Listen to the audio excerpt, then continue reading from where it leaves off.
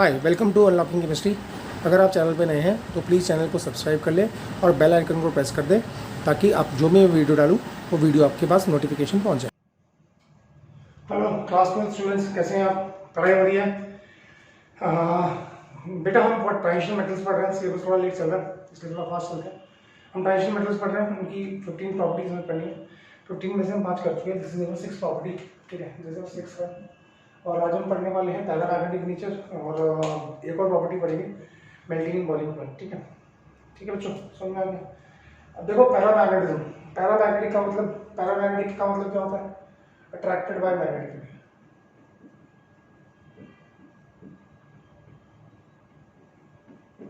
ठीक है, यानी किसी सब्सटेंस को अगर आप मैग्नेटिक फील्ड में रखते हो और मैग्नेटिक फील्ड उसको अट्रैक्ट करती है, वी कॉल इट पैरामैग्नेटिक। हल्का सा रिपेल करती है, वी कॉल इट डायमैग्नेटिक। ठीक है, और बहुत ज़्यादा अट्रैक्ट करती है और वो मैग्नेटिक प्रॉपर्टीज को रिटेन कर लेता है तो हम बोलते हैं फेरोमैग्नेटिक। ठीक है, हमें यहाँ पैरा और डाई पढ़ना है। तो attracted by the magnetic field, that's called paramagnetic. Now paramagnetism जो होता है ना, पैरामैग्नेटिज्म मतलब मैग्नेटिक फील्ड द्वारा अट्रैक्ट करना, that is directly proportional to number of unpaired electron. ये तो रट लो बिल्कुल। पैरामैग्नेटिज्म कौन होगा? पैरामैग्नेटिक किसको बोलेंगे? Which is attracted by the magnetic field. ठीक है, अब पैरामैग्नेटिक पैरामैग्नेटिक क्यों है? क्योंकि उसके पास अनपेयर्ड इलेक्ट्रॉन है, चाहे वो डी में हो, डी सबशेल में हो, चाहे वो एस सबशेल में। ठीक है, तो अब अगर मैं बात करूं ग्रुप 3, 4, 5, 6, 7, 8, 9, 10, 11, 12 ये होता है। ठीक है, scandium, titanium, vanadium, chromium, manganese, iron, cobalt, निकल, कॉपर, जिंक। ठीक है, अब देखो क्या 3d1 4s2, 3d2 4s2, यहाँ पे 3d5 4s1। ठीक है, अनपेयर्ड इलेक्ट्रॉन, अनपेयर्ड इलेक्ट्रॉन यहाँ पे कितने हैं? 1, यहाँ पे कितने हैं? 2, यहाँ पे कितने हैं? 6। ठीक है, फिर यहाँ पे इसका इलेक्ट्रॉनिक कॉन्फ़िगरेशन क्या होगा? 3d5 4s2, यहाँ पे 3d6 4s2, यहाँ पे 3d8 4s2, 3d10 4s1 और 3d10 4s2। ठीक है, जिंक के नीचे होगा कैडमियम, और कैडमियम के नीचे होगा मरकरी। कैडमियम का होगा 4d10 5s2 और मरकरी का होगा, Hg का होगा 5d10। ठीक है, तो नंबर ऑफ अनपेयर्ड इलेक्ट्रॉन अगर हम देखें तो यहाँ पे आ रहे हैं 1, 2, 6, तो ग्रुप 3 से लेके ग्रुप 6 तक। ठीक है, फिर ग्रुप 11 से लेके वापस आओ, यहां से यहां तक number of unpaired electron increases.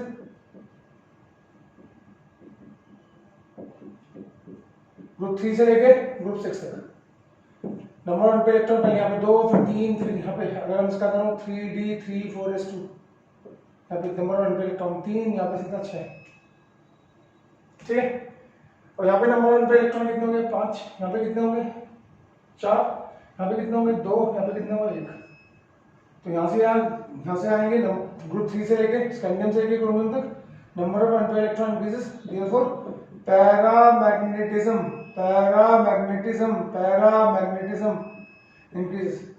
और यहाँ से लिखते आएंगे number of unpaired electron, unpaired electron decreases इधर से इधर जाने पे। ठीक है, देयरफॉर पैरामैग्नेटिज्म डिक्रीजेस। ठीक है, तो समझ में आ रहा है, दिखाई दे रहा है? तो अगर आप नंबर ऑफ अनपेयर्ड इलेक्ट्रॉन की बात करें बच्चे, तो उसके बेस पे जो हम पैरामैग्नेटिज्म बताते हैं, तो पहले इंक्रीज होगा ग्रुप 3 से लेके ग्रुप 6 तक, यानी कि स्कैंडियम से लेके क्रोमियम तक, और फिर ग्रुप 11 से लेके ग्रुप 7 तक डिक्रीज होगा। ग्रुप 12 के एलिमेंट्स जितने भी हैं, zinc, cadmium, mercury, all paired electron, all paired electron, therefore diamagnetic. पता समझ में आया? ठीक है, इसमें कोई प्रॉब्लम? अब अगर मैं बात करूं इनके +2 आयंस की, ये हो गया। अभी सी में मैं चेंज कर रहा हूं, +2 +2 +2 +2 +2 +2 +2 +2 +2 +2 गायब, 4s, 4s गायब, 4s गायब, 4s गायब, 4s गायब, 4s गायब, 4s गायब, 4s गायब। 3D1 रहेगा, 3D2 रहेगा, 3D3 रहेगा, यहाँ पे 3D4 रहेगा, यहाँ पे 3D5 हो जाएगा। अब यहाँ पे नंबर ऑफ अनपेयर्ड इलेक्ट्रॉन हो गए 4, नोट कर लिया आपने। तो अब जब मैं आयनिक फॉर्म में आता हूँ इसको डालूंगा तो पैरामैग्नेटिज्म बढ़ता है। अब देखो क्या हुआ, चेंजेस कहाँ से कहाँ तक हुए। अब ग्रुप 3 से लेके बढ़ेगा ग्रुप 7 तक, ठीक है। यहाँ पे अनपेयर्ड इलेक्ट्रॉन 4, यहाँ पे 2, यहाँ पे 1, ठीक है। यहाँ से लेके यहाँ तक आएगा तो डिक्रीज होगा। तो एलिमेंटल फॉर्म में, एलिमेंट की फॉर्म में स्कैंडियम से लेके क्रोमियम तक, तो +2 आयंस में स्कैंडियम से लेके मैग्नीज तक। अब यहाँ तक नहीं आएगा, अब कहाँ तक आएगा, मैग्नीज तक, यहाँ तक, ठीक है। तो अगेन वही कहानी, number of unpaired electron increases, therefore paramagnetism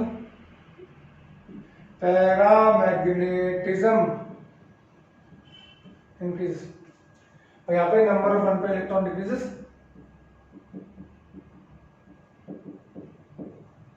therefore paramagnetism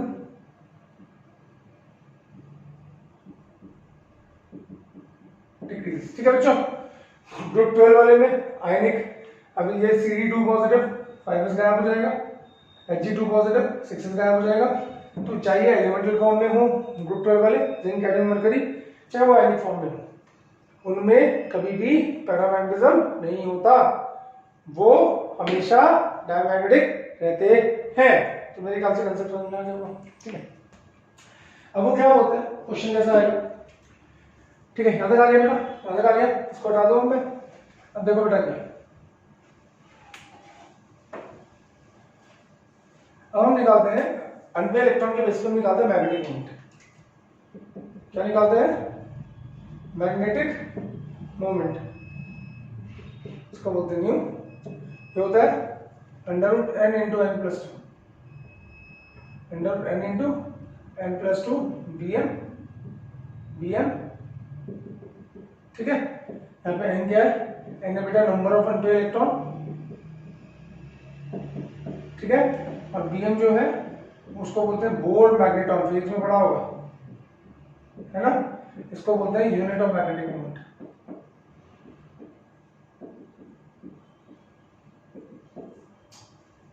ठीक है। इसमें प्रॉब्लम, ठीक।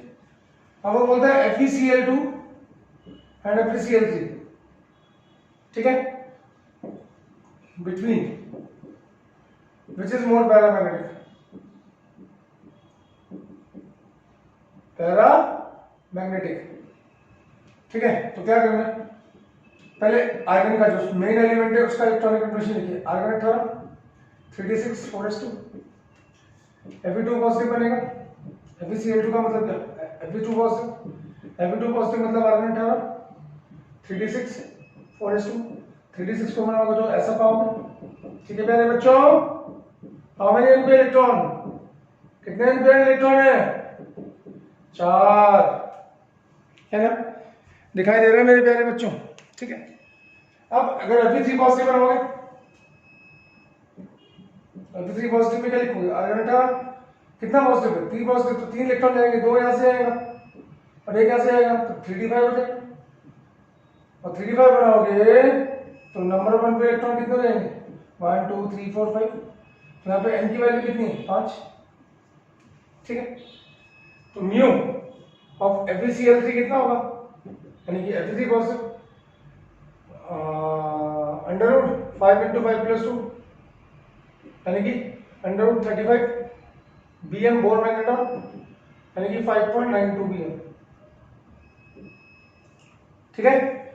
Number of electron Fe3 positive यानी कि FeCl3 में कितने थे, +5 थे ना, तो यहाँ पे हमने मैग्नेटिक मोमेंट निकाल दिया, ठीक है प्यारे बच्चों।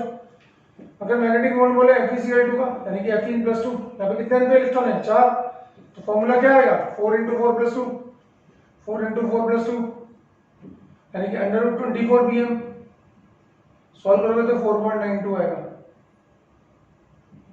ठीक है। तो which is more positive, which is more paramagnetic, Fe3 positive more paramagnetic है Fe2 पॉजिटिव से, क्योंकि उसके पास नंबर ऑफ इलेक्ट्रॉन ज्यादा है और उसका पैरामैग्नेटिज्म ज्यादा है, ठीक है। अब जैसे फॉर एग्जांपल इसको हटा दूं, नोट कर लिया, बहुत जल्दी नोट कर लेना बच्चों। सारे क्वेश्चन कवर करने हैं इसमें, एक भी क्वेश्चन नहीं छोड़ना है। क्या तक आ गया? ओके, अब यहाँ देखो, अगर D0 कॉन्फ़िगरेशन होगी और D10 कॉन्फ़िगरेशन होगी तो डायमैग्नेटिक होगा। ठीक है, जैसे SeCl2 और SeCl3, ScN+2 ScN+3, यहाँ पे इलेक्ट्रॉनिक कन्फर्मेशन आएगा आर्गन 18 3d1, एक पे इलेक्ट्रॉन है पैरामैग्नेटिक। तो यहाँ पे क्या हो जाएगा? आर्गन 18 आ जाएगा 3d0 4s0, कोई भी अनपेयर्ड इलेक्ट्रॉन नहीं है, चाहे डी में हो चाहे एस में हो, अनपेयर्ड होगा तो पैरामैग्नेटिक होगा। इससे मतलब नहीं है कि डी में चाहिए, नहीं। ठीक है, अब क्या होगा यहाँ पे, क्या कहलाएगा? डाईमैग्नेटिक, क्योंकि सारे के सारे क्या है? पेयर्ड इलेक्ट्रॉन है। अब कॉपर क्या है? कॉपर आर्गन 18 3d10 4s1, एक अनपेयर्ड इलेक्ट्रॉन है, पैरामैग्नेटिक। तो Cu2 पॉजिटिव, Cu पॉजिटिव होगा तो क्या होगा? ठीक है, पैरामैग्नेटिक। Cu पॉजिटिव क्या होगा? आर्गन 18 3d10 4s0, ये क्या हो गया? डाईमैग्नेटिक। आपको पता है Cu2 पॉजिटिव में बनता है तो क्या होगा? आर्गन 18 3d9 4s0, और 3d9 का मतलब एक अनपेयर्ड इलेक्ट्रॉन होगा, है ना बच्चे? डी में 1 2 3 4 5 6 7 8 9, तो क्या है? अनपेयर्ड इलेक्ट्रॉन आया, दोबारा से क्या हो गया? पैरामैग्नेटिक।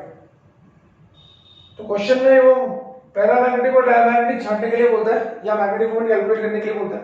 तो मेरे ख्याल से नाउ यू कैन डू कि how to calculate the paramagnetism. ठीक है, समझ में आ गया? तो ये था बेटा मैग्नेटिज्म। मैग्नेटिज्म नाम की प्रॉपर्टी पैरामैग्नेटिज्म खत्म हो गई। Now let's move on to another property. ठीक है, next move on to seventh property. सातवीं प्रॉपर्टी कौन सी है? सातवीं प्रॉपर्टी है, सेवंथ प्रॉपर्टी बेटा जो हमारे पास है वो है हमारे पास, ठीक है, मेल्टिंग एंड बॉइलिंग पॉइंट।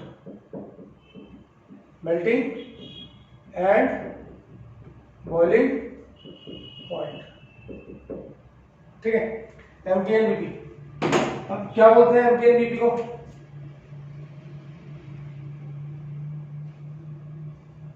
ठीक है, तो हम बोलते हैं ट्रांजिशन मेटल जो होते हैं उनके high melting and boiling point होते हैं। पहला पॉइंट है transition metal have higher boiling point than s block metals due to, अब देखो क्या एस ब्लॉक में भी सारे के सारे मेटल्स हैं, ठीक है बच्चों, डी ब्लॉक में भी सारे के सारे मेटल्स हैं। पर अगर मैं मेल्टिंग पॉइंट कंपेयर करने आ जाऊं एस ब्लॉक के और डी ब्लॉक के, क्या बोला मैंने? अगर मैं मेल्टिंग पॉइंट कंपेयर करने आ जाऊं एस ब्लॉक के और डी ब्लॉक के, तो एस ब्लॉक के कंपैरिजन में डी ब्लॉक के जो मेटल्स हैं उनके मेल्टिंग पॉइंट बहुत ज्यादा है। सबसे ज्यादा मेल्टिंग पॉइंट आपको पता है टंगस्टन 3000 से ऊपर होता है उसका मेल्टिंग पॉइंट, सबसे ज्यादा मेल्टिंग पॉइंट उसी मेटल का होता है, ट्रांजिशन मेटल का। ठीक है, तो क्यों होते हैं? ए पार्ट है stronger metallic bonding, stronger metallic bonding. अब सवाल आता है क्यों है ये स्ट्रॉन्गर मेटालिक बॉन्डिंग? और तीसरा पार्ट आता है डीडी कोवेलेंट ओवरलैपिंग।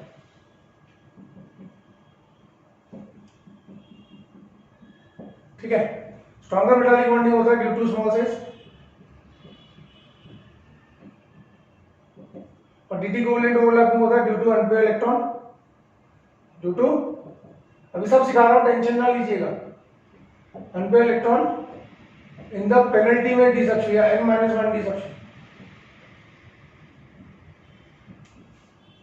ठीक है, तो अगर वो बोलेगा कि सीधा क्वेश्चन आता है iron has a high melting point than sodium, सीधा ऐसे ऐसे आता है बोर्ड में क्वेश्चन, आयरन का मेल्टिंग पॉइंट सोडियम से ज्यादा है क्यों? तो आप बोलोगे सर आयरन डी ब्लॉक का मेटल है और सोडियम एस ब्लॉक का मेटल है, और डी ब्लॉक के मेटल में दो चीज होती है, एक तो उनका साइज छोटा था, क्योंकि जब आप एस से डी में जाते हो, एस ब्लॉक से डी में जाओगे और फिर पी में जाओगे तो फिर तो साइज डिक्रीज होता है, एटॉमिक रेडियस डिक्रीज होता है, एस से डी में जाओगे और एस से डी में जाओगे साइज छोटा होगा तो मेटालिक बॉन्डिंग स्ट्रॉन्गर होगी। अब मेटालिक बॉन्डिंग कैसे स्ट्रॉन्गर होगी, पहले हम बात करेंगे। देखो बेटा क्या हमने क्या पढ़ा था, मेटल्स मेटालिक बॉन्डिंग क्या होती है। सपोज ये मेटल है इसलिए उसमें मेटल एटम है, मेटल एटम है, मेटल एटम है, मेटल एटम है, मेटल एटम है, मेटल एटम है, मेटल एटम है, मेटल एटम है, मेटल एटम है। ठीक है, अभी मेटल एटम क्या करते हैं, किसके अंदर अपना इलेक्ट्रॉन यूज कर देते हैं और इनके इलेक्ट्रॉन जो है वो बीच में आते हैं, इसको बोलते हैं इंटरस्टिशियल साइट, खाली जगह, और इनके पास आता है positive charge.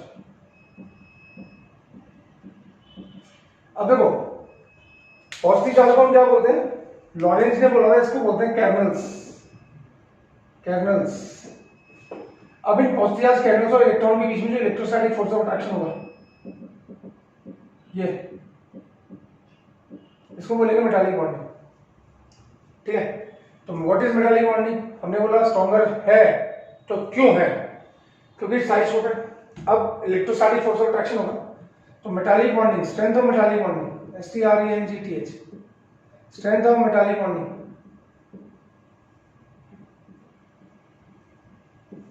is directly proportional to charge density, charge density,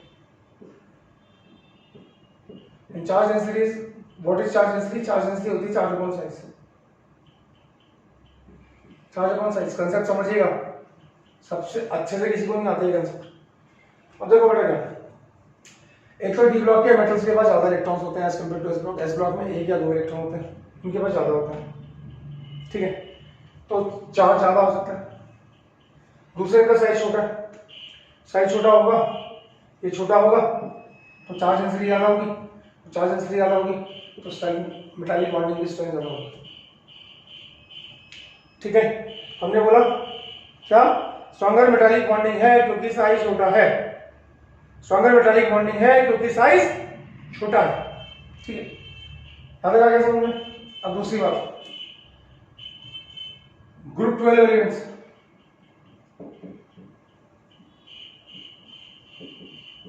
that is हम कौन सा होता है ग्रुप 12 के elements, zinc, cadmium, mercury, lowest melting point. ठीक है, अब मैं क्वेश्चन मार्क लगाता हूं बाहर। आपको पता है जब आप ऐसे आते हैं scandium, titanium, vanadium, chromium, manganese, iron, cobalt, निकल, कॉपर, जिंक, तो यहां से आ जाते हैं साइज बड़ा होता है, साइज बड़ा होता है। आपको पता है ग्रुप 12 के एलिमेंट्स का साइज बड़ा होता है। ठीक है ना, 3d10 4s2 रिपेल करते हैं, बताया था, तो इनका साइज बड़ा होता है। तो ग्रुप 12 के एलिमेंट्स का लो मेल्टिंग पॉइंट है ए पार्ट, वाई, आंसर लिख लो। Larger size, due to larger size, ठीक है, लार्जर साइज है उनके पास, देयरफॉर वीकर मेटालिक बॉन्डिंग।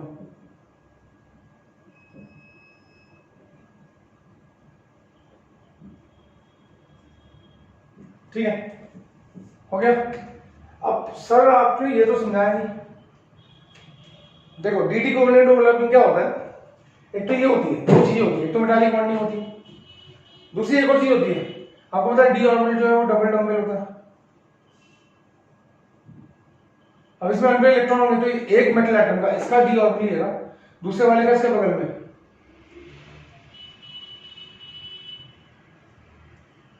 ये इसको हमने बोला D covalent overlap.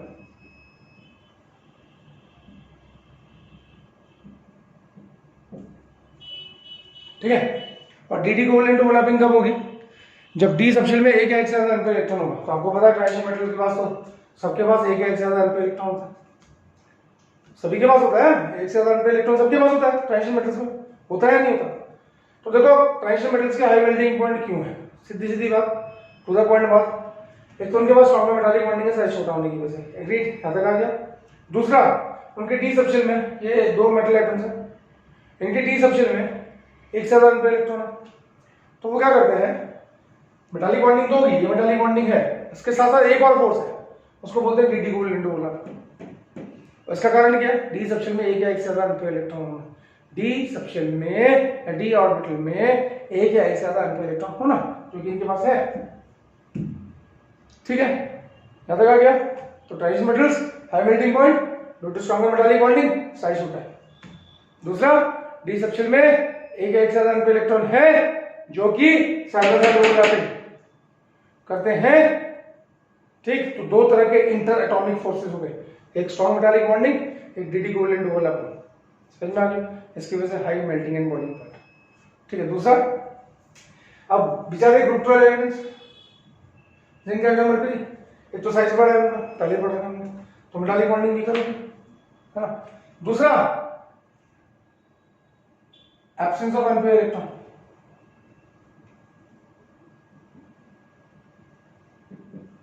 in n-1 d subshell, therefore dd covalent overlapping is absent.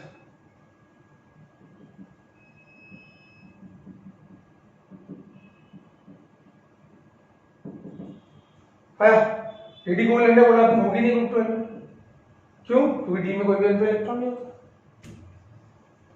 ठीक है, तो अब दोनों, एक तो साइज बड़ा है, मेटालिक बॉन्डिंग कम है, दूसरा डी में कोई अनपेयर इलेक्ट्रॉन नहीं है, यानी कि डी कोवलेंट ओवरलैपिंग एब्सेंट होगी, यानी कि दोनों कारण घटिया हो गए, बेकार हो गए।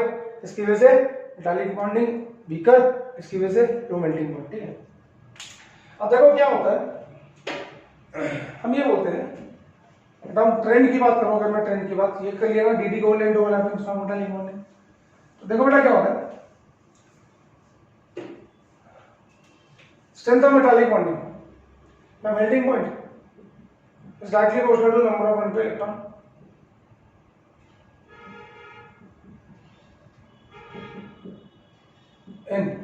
n-1 d subshell.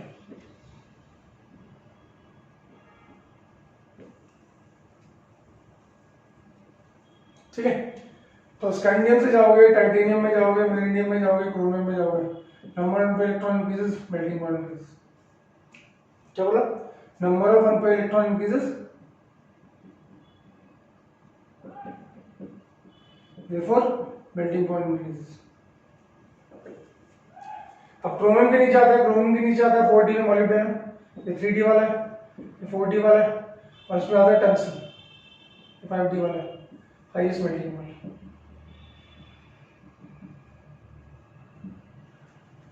ठीक है, ग्रुप 3, ग्रुप 4, ग्रुप 5, ग्रुप 6 वालों की सबसे ज्यादा मेल्टिंग पॉइंट होता है। याद रखा, इसमें कोई प्रॉब्लम? ठीक है। अब एक एक्सेप्शनल केस याद रखा गया, हटाओ इसको भी। लास्ट पॉइंट, एमएन सब कुछ बता दिया बेटा मैंने, सब कुछ बता दिया मेल्टिंग पॉइंट के बारे में।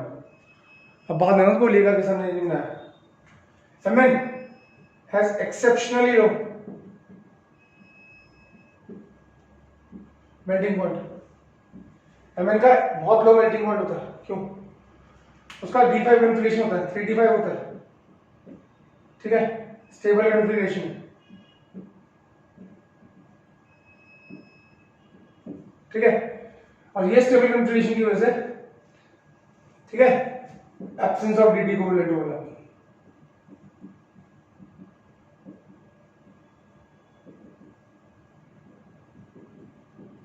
देयरफॉर मेटालिक बॉन्डिंग वीक हो जाएगा।